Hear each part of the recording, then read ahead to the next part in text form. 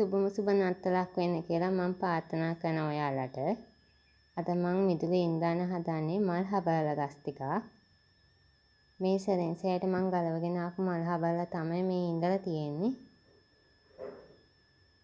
මේ හැම මේ හබාල පැලයක්ම මම ගලවන් ආවේ කැලෑ වලින්. වර්ග 8ක් විතර මම හොයාගත්තා. මේ පැලේ කැලේ තියුණාද කියලාත් හිතා ගන්න බෑ. ඒ තරම්ම ලස්සනයි.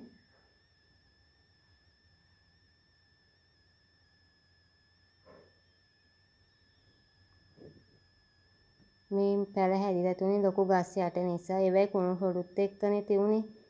ඒ විදියටම තමයි මම මේ ඉඳානේ. ගස්වල වේලුණු කොළ ගහ යටින් හොයාගත්ත පස් ටිකක් දාලා තමයි පොඩි පොට් එකක ඉඳනවා.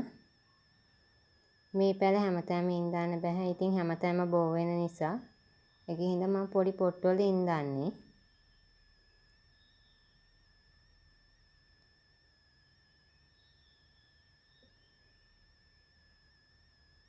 මම පොඩි මල් දන්සලක් කරන්න පටන් ගත්තා. මේ අචීමිනස් එකෙන් පැලවෙච්ච අල දෙකකුයි පොකුරු කහපාට අටපෙටි එකකින් බීජ 30කුයි දෙදෙනෙකුට දෙනවා. දෙන්නටයි දෙන්න පුළුවන්.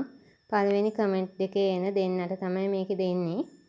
නිවැරදිම ලිපිනය දාන්න මම ඔයාලට මෙන්න මේ අචීමිනස් අලයි අටපෙටි බීජයි එවන්නම්. ඊළඟ වීඩියෝ එකෙන් තවත් මං ළඟ තියෙන වැඩිපුර මල් ටිකක් ඔයාලට දෙන්නම්. ඔයාලට තෙරුවන් සරණයි.